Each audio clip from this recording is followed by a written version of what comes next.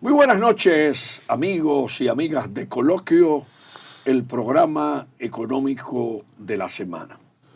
Balance 2023, economía en el 2024 es el tema de este programa especial, despidiendo el 2023 e iniciando un nuevo año 2024 con grandes expectativas.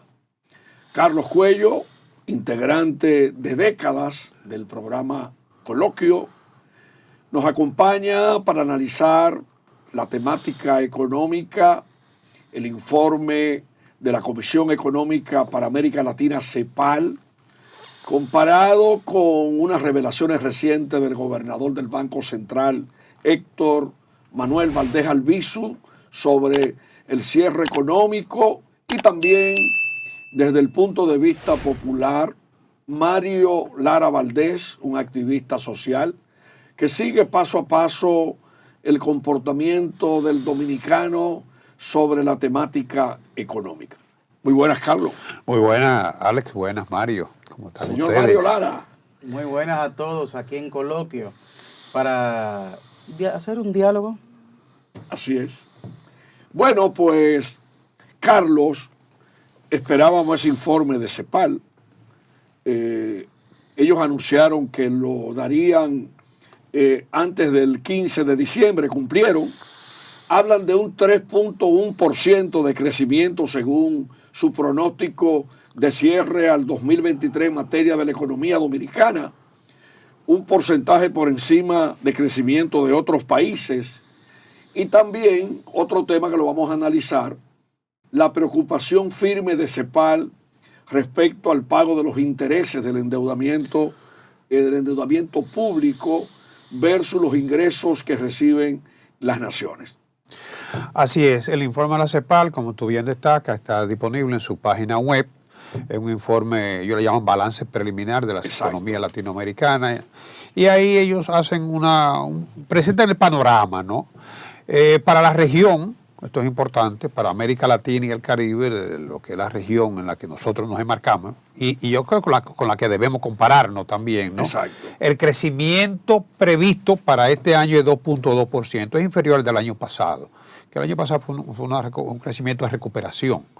Y para América del Sur, 1.5, que el año pasado creció a un 3.8. O sea, menos de la mitad. Centroamérica y México 3.5 contra un 4.1 el año pasado. Fíjate que hay una desaceleración. No se puede hablar de recesión, ni mucho menos de... Desaceleración, que la economía estaba creciendo a un 5 y pasa y baja a un 4, a un 3. Pero sigue creciendo, sobre lo anterior. Y en el caso del Caribe, hay que excluir de aquí en el Caribe a Guyana. Porque Guyana, con el descubrimiento de pozos petroleros, está reflejando tasas de 2 dígitos de crecimiento, hasta de un 30%, ¿no? Y excluyendo a Guyana sería 3.4 para la región del Caribe. El año pasado fueron 6.4. Entonces, en ese contexto, ¿no? La economía dominicana aparece aquí, como tú bien destacabas, con una tasa de crecimiento prevista para este año de un 3.1. Y para el año que viene ya será superior a un 4%. Eso es lo que la CEPAL estima, ¿no? Para nosotros, en ese contexto, yo creo que un 3.1 quizás está muy optimista, porque las últimas cifras del Banco Central con el IMAE, los primeros 10 meses a octubre, era de 1.9 el crecimiento acumulado. Tendríamos que crecer en noviembre y diciembre por encima del 5 para llegar a un 2.5, que es lo que estima el gobernador del Banco Central. Pero con el Banco Central hay que tener su reserva porque generalmente el gobernador es conservador en la proyección para sorprendernos con los buenos resultados. Exacto. De todos modos, ya lo previsible es que la economía dominicana estaría cerrando en torno a entre un 2.5 y un 3%, cogiendo las dos estimaciones que tenemos del Banco Central. En el medio de lo que plantea el Banco Central y CEPAL. Claro. Aquí hay que destacar que hay sectores muy sensibles a lo que es la tasa de interés, como el sector de la construcción, ¿no? Y se vieron afectados. En el primer semestre tú recuerdas que la tasa fue negativa. Y aunque hay un ligero repunte, pero no va a recuperar el espacio perdido.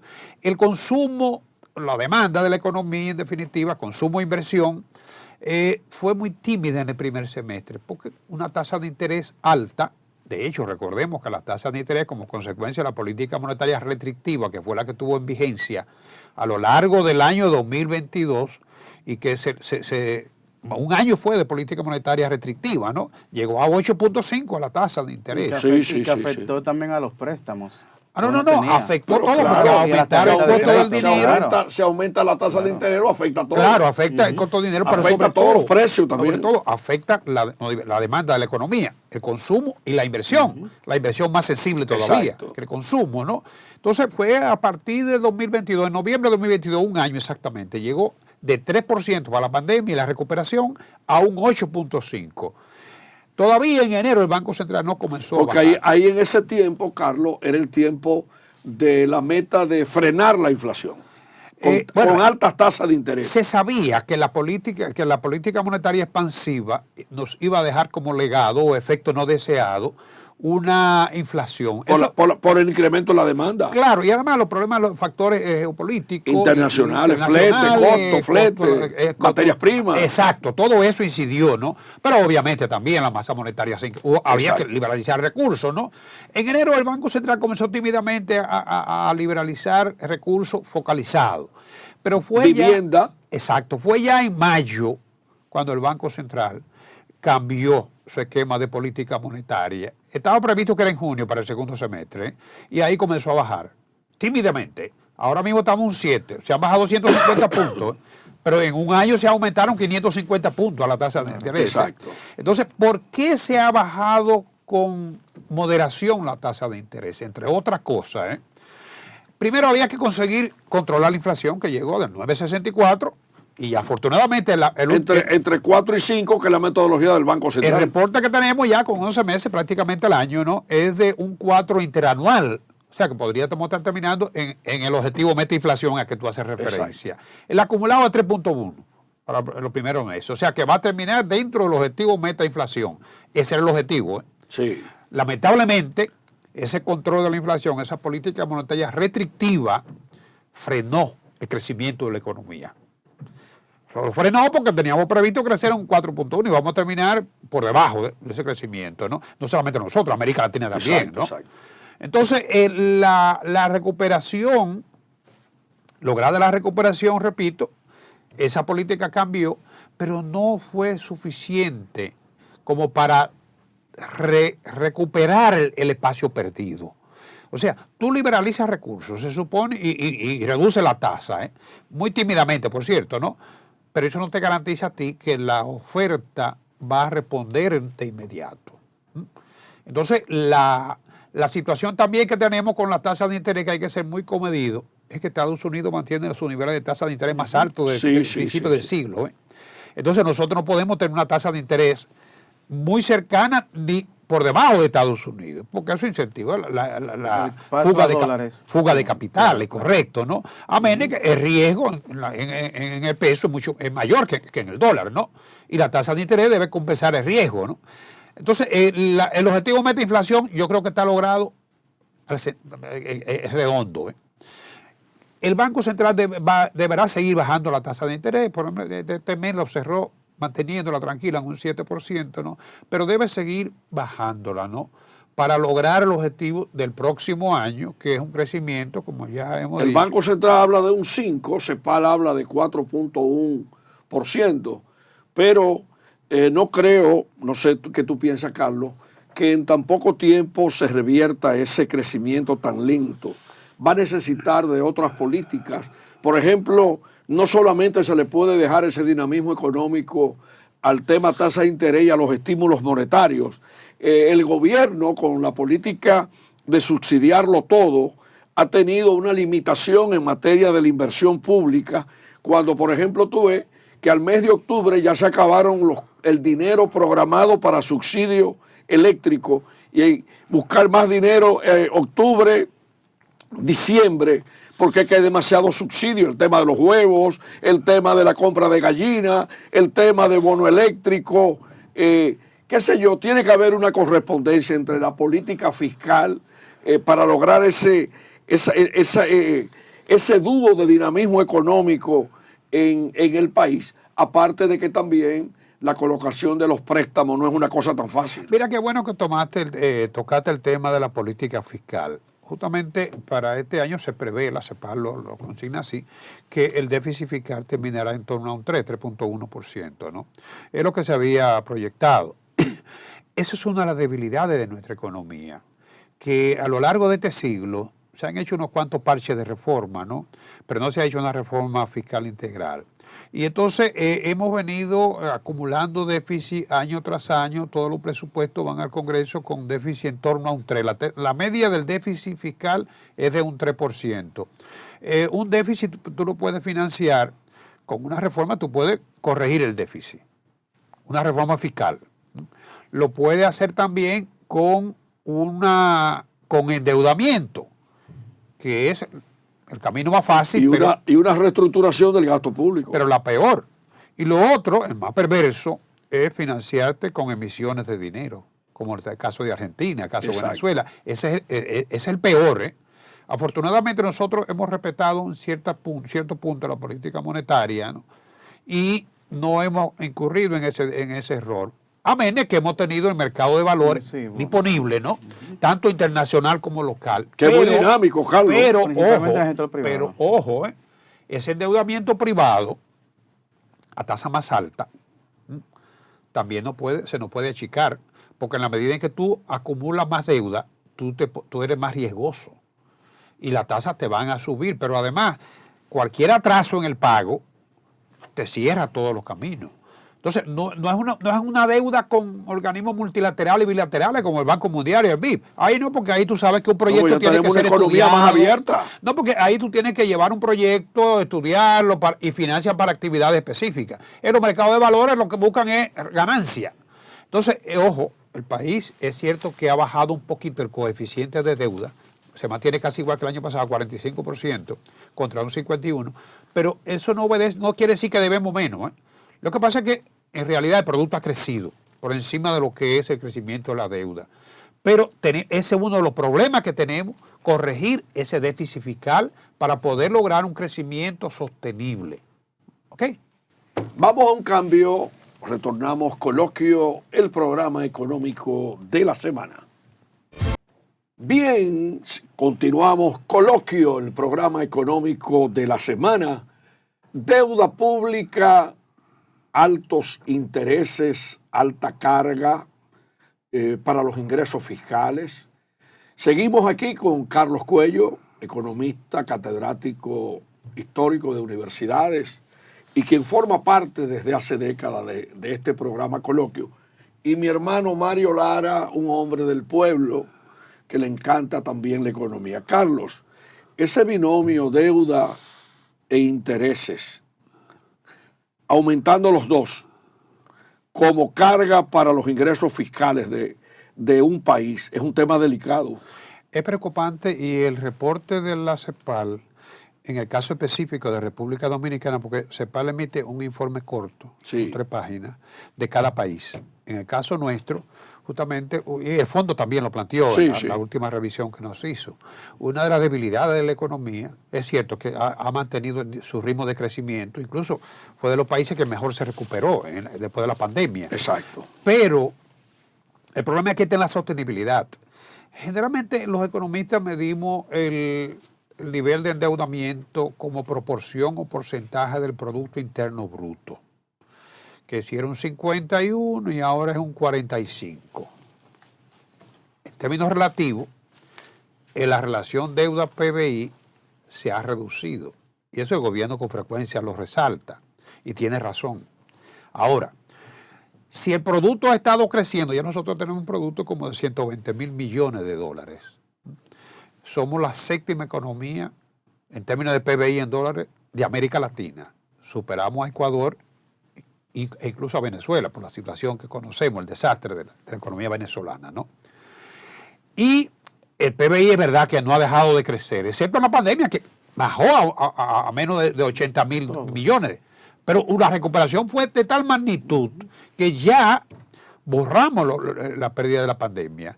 Y la economía nuevamente retoma, Se espera que ya el año que viene retomará su tasa media de crecimiento, que es en torno a un 5%, ¿no? O su crecimiento potencial, como se dice, ¿no?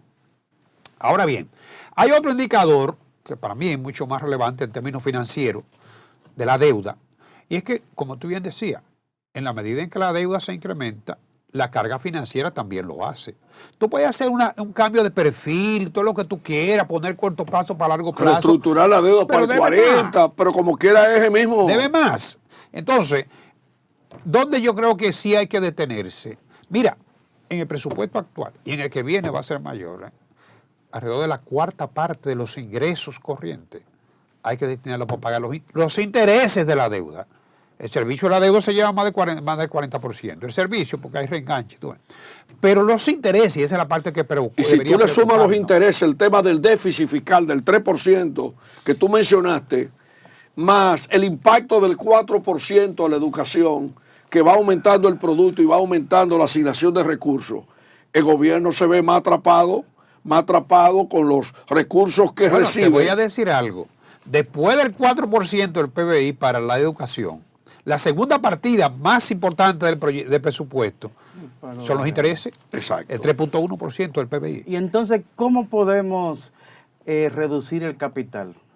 No. Bueno, hay una forma de por lo menos de frenar, de no seguir por ese camino. Una reforma fiscal, viejo. Porque ¿por qué nos estamos endeudando?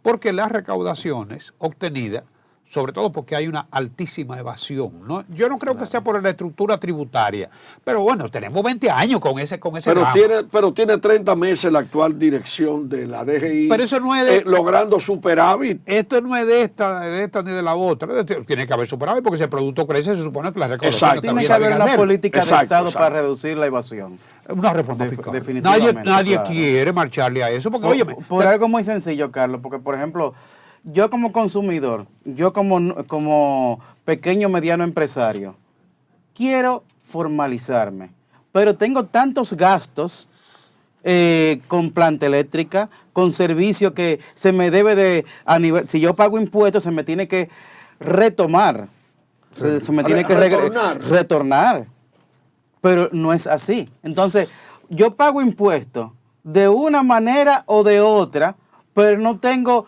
el retorno como en otros países. Entonces, ¿qué indica eso?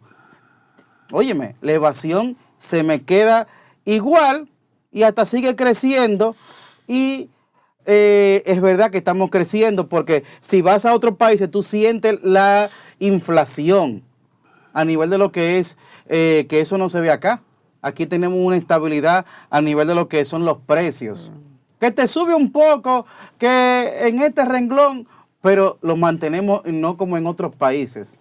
Que estamos hablando que por una cerveza tú pagas 10,000 pesos del otro país. Aquí se paga 120. O sea, tiene más de la mitad de impuestos. Los vicios tienen en toda parte, porque tienen, como nosotros llamamos, externalidades negativas. Entonces, debe preocuparnos los intereses. Pero la solución definitiva al costo financiero de la deuda, a la deuda en general, es una reforma fiscal que permita que las recaudaciones del gobierno, como porcentaje del PBI, que las nuestras son de las más bajas, generen un superávit primario. Llaman la presión tributaria, ¿no? Que por lo menos genere un superávit primario, es correcto, ¿no? Y que ese superávit primario por lo menos cubra los intereses. Ahí no tendríamos que incurrir en más endeudamiento, ¿no? O podríamos incurrir en endeudamiento, ¿sabe para qué? Específico para financiar obras de infraestructura, que eso tiene la ventaja de que tiene un retorno, como tú hablabas ahorita, ¿no?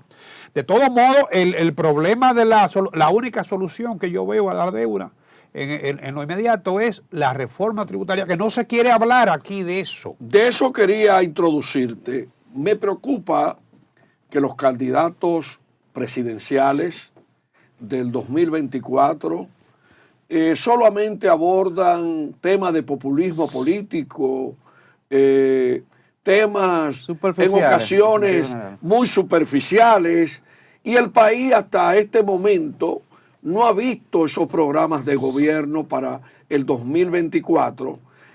Yo inclusive en una ocasión, en un encuentro en el Palacio Nacional, siendo el doctor Leonel Fernández presidente, me invitaron a un evento con una misión del Fondo Monetario Internacional, y en ese momento esa misión hace años de eso, hablaba que la deuda no podía pasar, Carlos, de un 30%, ahora hablan de un 50%, otro momento, como tú decías ahorita, dicen que se reduce de manera nominal, pero tenemos un problema real. Y no se habla de un tema que el único año que ha tenido un superávit primario fue en el 2007, y hemos venido acumulando ese financiamiento con miles de millones de dólares prestados para cubrir déficits fiscales, Carlos, y muchas veces con el no uso del dinero para actividades productivas. Mira, hay tres elementos que tú tienes que controlar en una reforma fiscal. Primero, se habla mucho del gasto fiscal. El gasto fiscal son las exenciones, o sea, los ingresos. El gasto tributario. El gasto, sí, tributario, perdón, que el gobierno deja de ingresar porque se lo transfiere a empresas. Mira, casi la mitad de todo ese gasto fiscal, tributario, ¿sabe cuál es? El ITEVI exonerado a la medicina, a los alimentos. O sea, si tú quieres llevar... Y de empresas que suscribieron contratos a largo plazo en otro momento. El sector eléctrico que tiene exenciones. El sector eléctrico, pero también ahí hay un asunto de precio, hay una parte social ahí, desgraciadamente. Que incluso la energía que compran en una gran parte no, porque la genera se pierde. Sí. Entonces el que genera energía no puede asumir. Y de robo también de energía. El que genera energía no puede asumir esa carga. El que genera sencillamente vende, yo te entrego a ti tanto. Ahora, si tú no eres capaz de cobrarlo, porque tú entiendes que algunos barrios no se lo puede cortar, bueno, es un problema del Estado. Pero la gente te paga, y eso lo conozco yo porque trabajé en lo que fue el PRA en aquel momento de Unión Fenosa, cuando tuvo... Pero la gente quiere energía eléctrica 24 horas, quiere buen servicio. Ahora, en aquel momento me recuerdo yo que Unión Fenosa se recostó del Estado, pues como el Estado me paga un FIT, ¿verdad? Yo prefiero tener eso tranquilo en vez de yo fajarme a cobrar. Eso fue lo que pasó, una parte de lo que pasó. Y provocó la recompra de las EDE de nuevo en la administración del gobierno de Hipólito Mejía. Porque ellas no podían acumular las pérdidas. Con el Acuerdo de Madrid. Ellas no podían acumular las pérdidas. El Estado, si no quiere que a esa gente se le cobre, porque hay un costo político que nadie quiere enfrentar. De todos modos, la reforma, señores, Milei ganó en Argentina diciendo que iba a ser una reforma. Ganó. ¿Y cuál es el miedo, por ejemplo, de plantear, ya que Ale colocó el tema de las propuestas y de los candidatos, cuál es el miedo de presentar, como usted lo acaba de decir, en Argentina, guardando la diferencia de espacio y tiempo, o sea, de países, de presentar una reforma fiscal como propuesta? ¿Sabes cuál es el déficit de Argentina? 15% del PBI. Nosotros tenemos un 3%. Y bajaron ya en horas de 17 ministerios a 9 ministerios, subieron el tipo de cambio de 400. Tenemos 22 ministerios. De 400. Que si funcionaran, cada uno fuera excelente. Pero hay gente que están durmiendo en esos ministerios. De 400 a 800 pesos por dólar en Argentina, la devaluación. Mira, el Estado, para el ciudadano, es una carga, pero una carga necesaria, claro, porque puede resolvernos problemas de seguridad nacional, servicios, es el modelo más viable, social, sí. O sea, es un ente de redistribución, claro, de la economía. Y además traza la política económica. Pero debe estar bien gerenciado. Pero si el Estado se carga, se burocratiza, es una carga para el ciudadano. Exacto. Y es lo que ha planteado este economista, él es un poco extremista, neoliberal, pero no deja de tener... libertario. Sí, no deja de tener fundamento. Claro. Entonces, la reforma fiscal, repito, es uno de los temas que está en agenda y que cualquier gobierno tendrá que hacerlo. Se puede recortar el gasto, como decíamos, el gasto tributario. Una reforma de la administración del Estado. Se puede, exacto. Se puede, el tamaño del Estado. El tamaño del Estado. Eso sería otra, reducir gasto, ¿no? Y lo otro sería aumentar los impuestos y controlar la evasión. O sea, eficientizar los mecanismos, ¿no?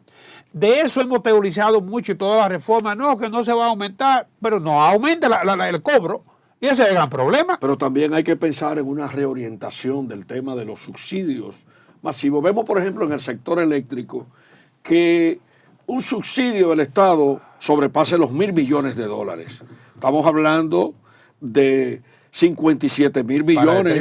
Más de 100.000 millones. Y el Este sector eléctrico año, se llevaba 57%. en el año 2023, hay quienes han hablado de que se aproxime hasta un 1.500 millones de dólares. Sí, más de 1.000, exacto. Exacto. Entonces, el eléctrico nada más. hay, por ejemplo, un subsidio generalizado con el tema de los combustibles.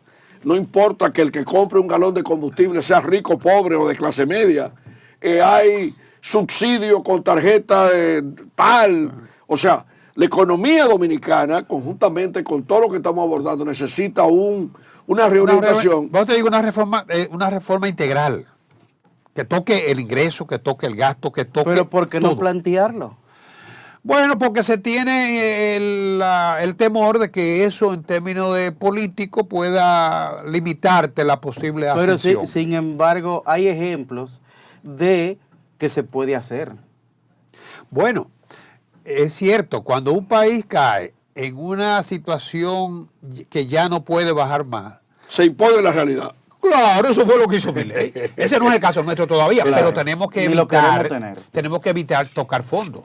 Exacto. Vamos a otro cambio, retornamos y vamos a abordar en el próximo segmento todo lo que tiene que ver con el tema monetario en el 2024, tipo de cambio, que hay un elemento ahí en el presupuesto que queremos abordar en el próximo segmento.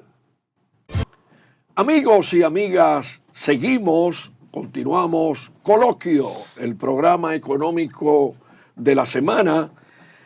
Y aquí Carlos Cuello y Mario Lara han encendido la pista sobre temas puntuales. Carlos, la política monetaria, tipo de cambio, en el presupuesto nacional del 2024 aparece el tipo de cambio proyectado a 60 por 1.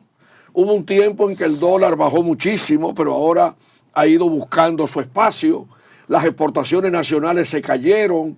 El crecimiento de la zona franca no ha sido el de otros años, aunque ha crecido. Y realmente el escenario 2024 amerita de un análisis en el cual también está bailando a la derecha la inflación, porque si aumenta el tipo de cambio, la inflación queda impactada. Mira, en materia de política monetaria hay que reconocer que nuestro Banco Central, independientemente de que en el primer semestre tuvo un impacto negativo sobre el crecimiento, pero había que controlar la inflación. Se logró, como decíamos en el segmento anterior, controlar la inflación, y entonces la política monetaria ahora es expansiva. De hecho, si tú sumas todos los recursos que se han liberalizado, son más de 200.000 millones, sí, incluyendo 25.000 millones en el pleno mes de noviembre. Ahora para asuntos por las inundaciones. Exacto. Entonces, la política monetaria, como te digo, va en la dirección de recuperar lo que fue el impacto de la política restrictiva. Ahora es expansiva, pero con mucha cautela, para evitar que resurja la inflación. En materia de política cambiaria, yo creo que el país ha sido muy exitoso. En los primeros 11 meses estamos hablando de que la depreciación del tipo de cambio es apenas 1.9%, menos de un 2% en 11 meses. Probablemente vamos a terminar dentro de lo que se proyectó la inflación. Un 57. 57, 20. Sí, pero estaban en un 57, pero como quiera, Exacto. Lo que se proyecta es una media.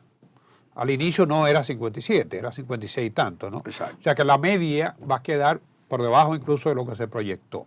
Y una depreciación cambiaria de un 2% para una economía como la nuestra, que necesita ser competitiva por los servicios que ofrece, como el turismo, la zona franca, las exportaciones. O sea, no se trata de mantener un tipo de cambio anclado, Entonces, yo creo que en materia de política monetaria y política cambiaria se ha hecho lo correcto. Se ha hecho el gran esfuerzo de la estabilidad macroeconómica Es del difícil país. garantizar estabilidad macroeconómica, como tú bien dices, si no hay un adecuado manejo de la política monetaria y de la política cambiaria. Entonces, en ese aspecto, yo creo que estamos cerrando un año con una depreciación que muchos pensamos que iba a ser mayor. Está al 57, 58 la tasa de cambio. No llega a 58, no. Está a 57, 20, 57, 30. A 58 parece que no va a llegar. y se pudiera colocar al 60 como en décadas anteriores, que muchas veces para motivar el turismo se pudiera colocar. Mira, está proyectada, como destacaba Alex, para el año 2024, el presupuesto, que podría llegar al 60 por 1, pero obviamente se está contemplando ahí un deslizamiento, una depreciación, que es la depreciación promedio histórica.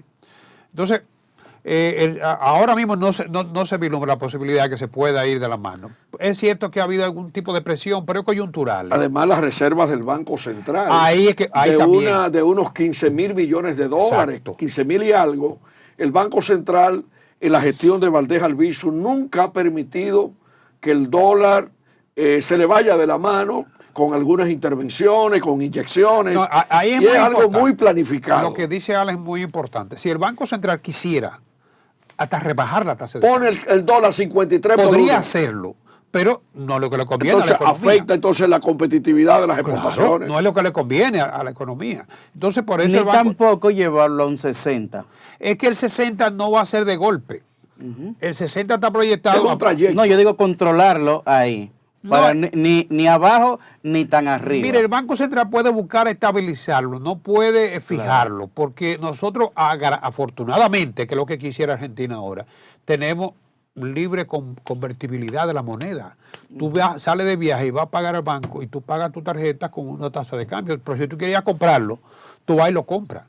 O sea, tenemos libre convertibilidad del tipo de cambio. Y eso es lo que ha garantizado, claro, con un Banco Central que maneja la política monetaria para garantizar eso, ¿no? Y que tiene niveles de reserva acumulada, como decía Ale, que si quisiera lo puede reducir. Y por eso es bueno tener un Banco Central con una visión conservadora que busque la estabilidad. Yo te diría Realista. una visión realista, claro. que sepa cuándo soltar la compuerta y cuándo bajar la compuerta. Porque recuerda que el Banco Central tiene en sus manos la política monetaria de que cuando hay que reducir liquidez para evitar claro.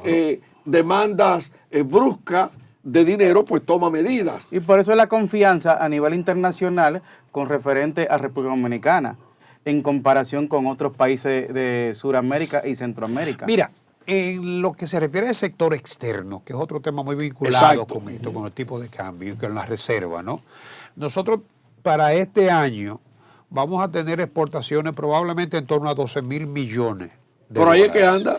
Hay una reducción. Sí, una reducción, sí. Hay una reducción que fue de un 4% De las nacionales. en los primeros 10 meses, ¿eh? Pero las nacionales fue de un 16%. 16%.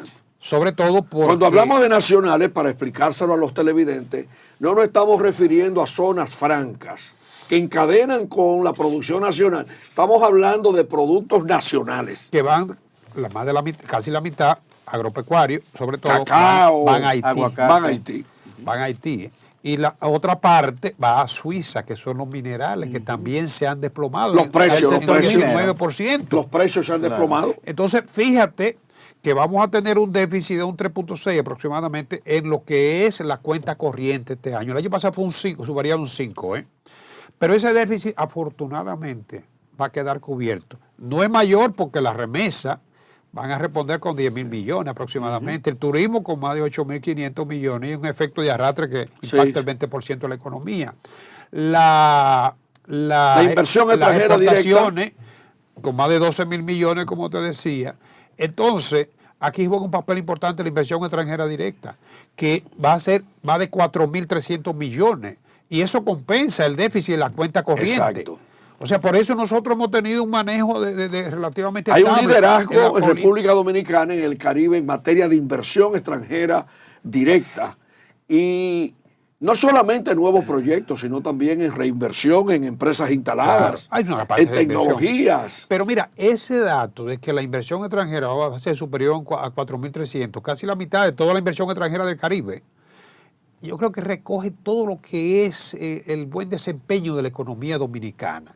La inversión extranjera no va, inversión extranjera directa me refiero, Sí. no va donde no hay estabilidad política, social y económica. Y lo bueno es que en República Dominicana la inversión extranjera se ha quedado por mucho tiempo. Por eso te digo, porque hay condiciones. Por la estabilidad. Entonces, en este caso, ese déficit se origina por una reducción en las importaciones. Las zonas francas han crecido, como tú dices, pero en torno a un 3, muy tímido. Sí, ¿no? muy tímido. Pero las importaciones se han caído en un 6%. Pero hay un elemento... Se ha reducido, ¿sabe por qué? En gran medida. Se ha reducido porque el consumo de la economía se vio afectado por la política monetaria restrictiva. Y lo otro es que el petróleo se ha reducido casi un 20%. Señores, ¿quién pensó que íbamos a tener diciembre con petróleo a $70? Cuando el gobierno hablaba de un tramo de 85 a 115 dólares. Se proyectó, la media era 80. Y las alternativas que se han presentado a los combustibles fósiles, no se ha crecido lo que se pensaba tampoco. Pero hay un tema ahí. Se ha avanzado ahí con la energía alternativa. Yo tengo una información que la quiero compartir con ustedes para que ustedes la desarrollen.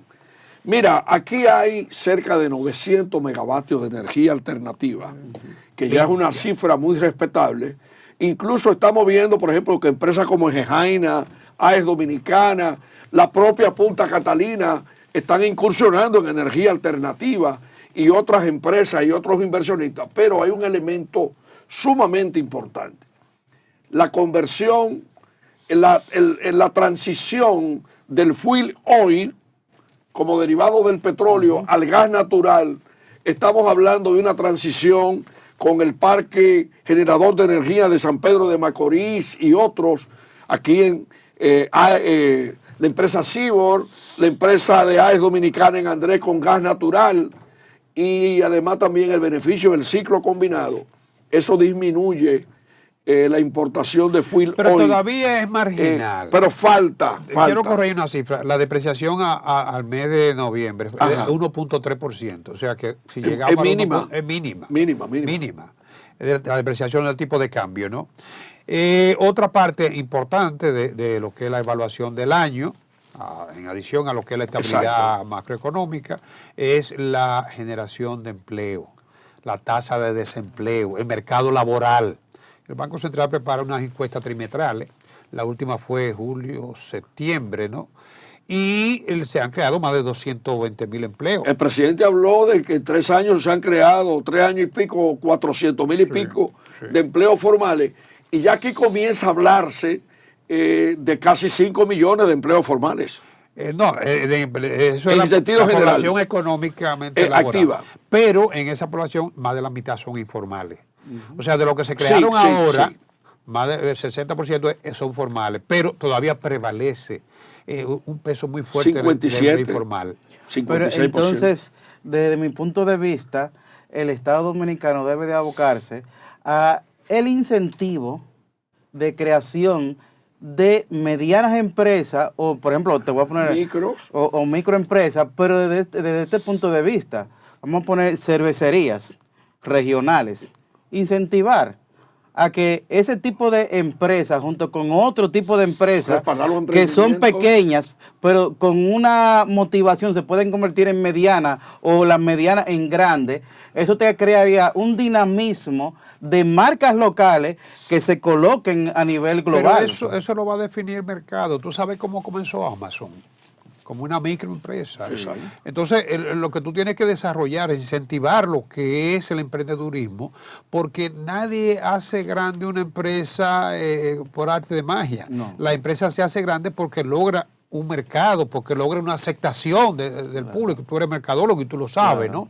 Entonces, la formalidad del empleo aquí recae sobre todo por la pequeña y mediana empresa que son dominantes. Y aún así tenemos un 38% de micros y pequeñas empresas y medianas empresas en el PIB dominicano. Pero hay una cosa que también hay que destacar.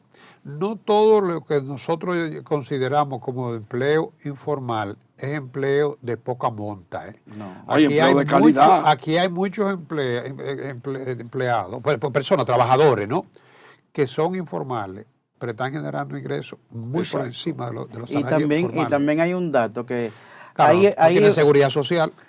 Y hay empresas que están catalogadas por el capital como pequeñas, que deberían de ser medianas, y hay medianas que deberían de ser grandes, por el capital. Hay una fórmula ahí por la Pero cantidad ellos de toman el empleados. capital y las instalaciones, los Exacto. activos, o sea, yo creo que ahí hasta cierto punto las escalas se han quedado atrás, porque esas escalas de 4 millones, tú recuerdas, Claro. era cuando 4 millones no, eran dinero. Ahora cualquier tallercito tiene 4 millones de instalaciones y capital, ¿no? Pero eso no se ha podido mover porque los trabajadores, cuando les conviene, utilizan la ley de la pyme, y cuando no, entonces que se aplique retroactivo. Vamos a otro cambio y venimos con el último segmento, señor director. Bien, retornamos con el programa Coloquio, el programa económico de la semana, que en este momento quiere que Carlos Cuello, Mario Lara Valdés y quienes hablan, le hablemos de las perspectivas del año 2024 para dominicanos, dominicanas y la economía nacional. Así es, mira, tal como adelantábamos al inicio del programa, para la economía dominicana, digo, la economía latinoamericana en general se proyecta a 1.9% de crecimiento, 1.2% este año, o sea, una desaceleración para la región.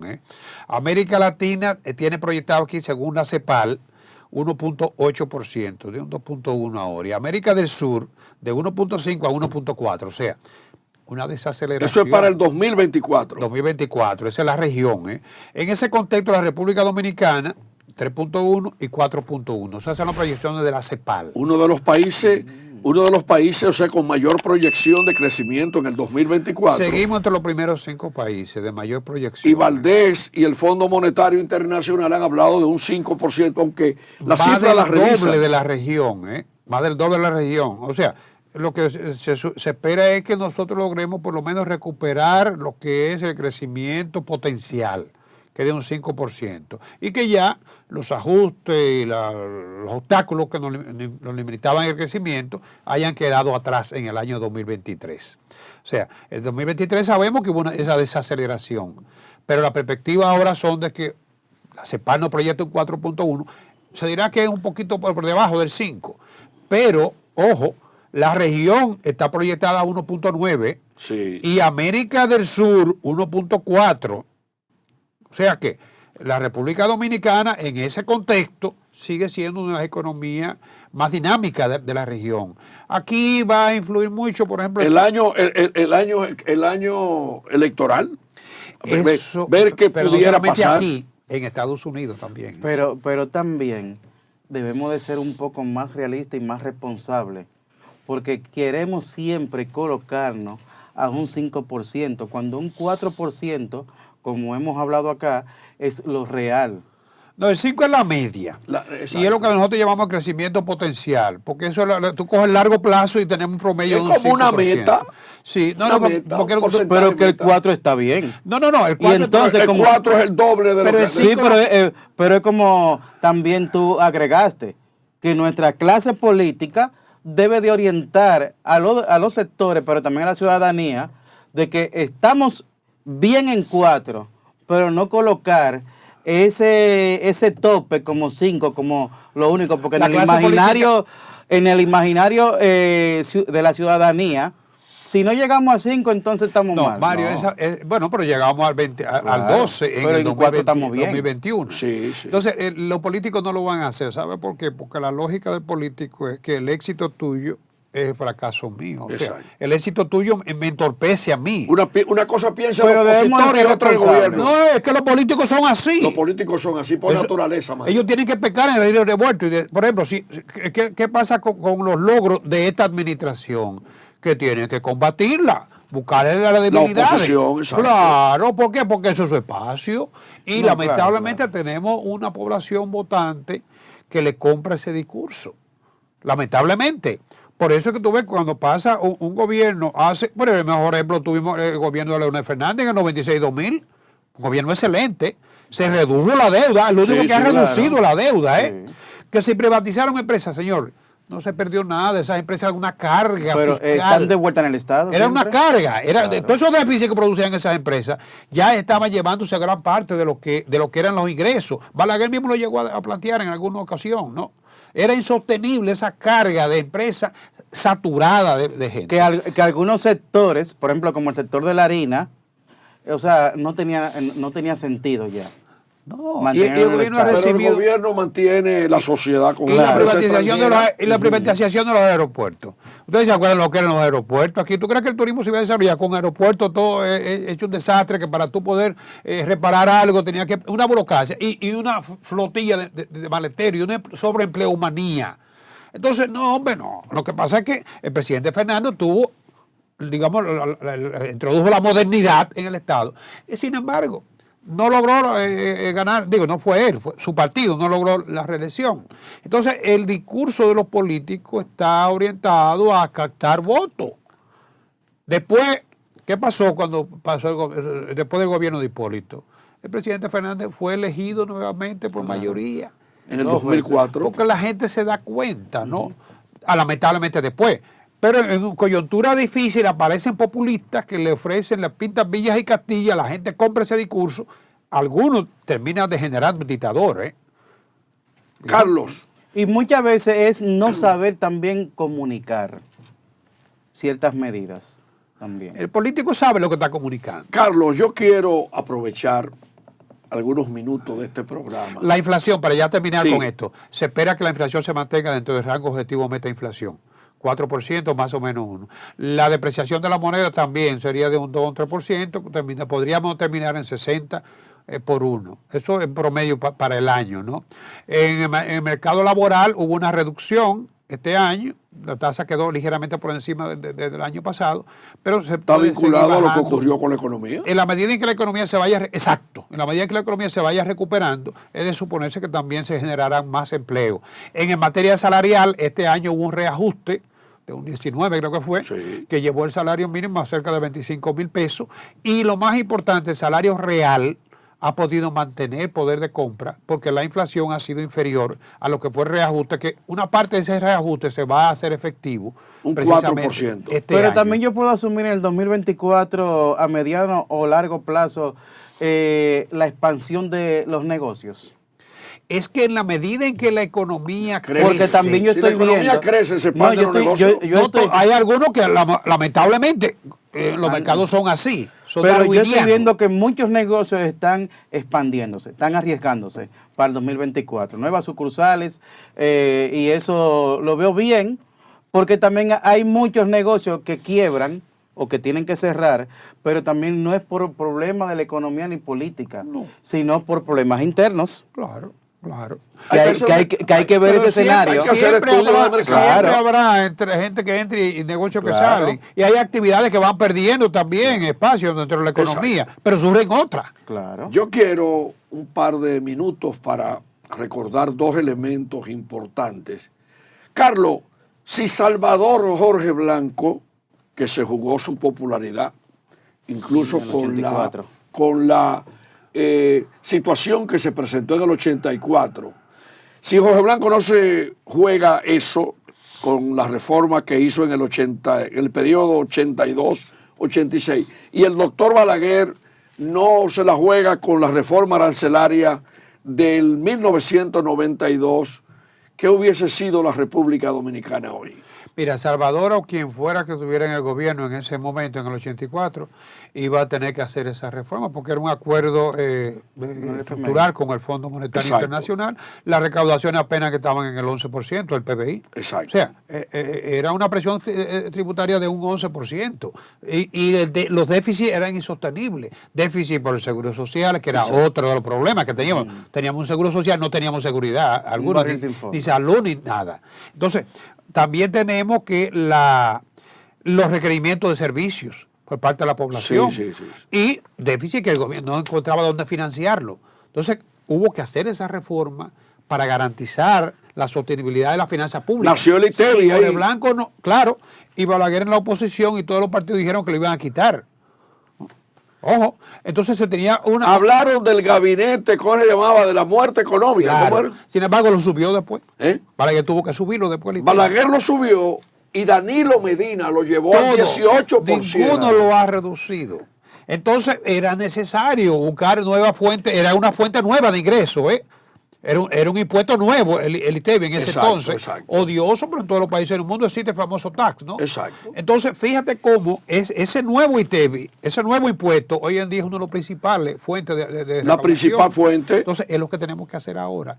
Ahora, ¿por qué Balaguer hizo una buena gestión? Hay que reconocerlo en el 86 y 90. Porque Jorge Blanco cargó con la Cargó con el peso político. Y después Balaguer hizo una reforma en el 90 y el presidente Fernández pudo hacer una mejor gestión en el 96 porque se hizo esa reforma. O sea, una cadena. Entonces, Claro, es que lo que tenemos que aplicar ahora de lo que son los criterios políticos y populistas. Entonces hay que dejar históricamente el populismo histórico y hablar la verdad en el país. Si no hubiesen esas dos reformas que se hicieron, el país tuviera problemas hoy. Y en el 2024 va a haber que hacer una reforma. Con el populismo de no querer tomar medidas, de no jugársela. Sin embargo, Jorge Blanco se la jugó, Balaguer se la jugó, y realmente hay que decir la verdad sobre esos dos acontecimientos históricos. Carlos, pero hay que relanzar finalmente el aparato productivo del país para asegurar más la producción de alimentos, atender los daños de las inundaciones, cambio climático, porque no es solamente monetario, necesitamos seguir profundizando la energía alternativa para quitarle presión a la importación de petróleo. Tenemos que seguir, con otros cambios.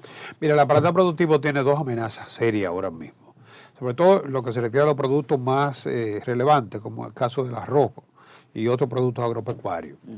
Y es el DIERE-CAFTA, que ya llegó. Viene una liberalización con el DIERE-CAFTA para las importaciones en el 2025. Y no competimos con productos que están subsidiados. No nos hemos preparado. Y que son más eficientes. Llegó el lobo. Los productores.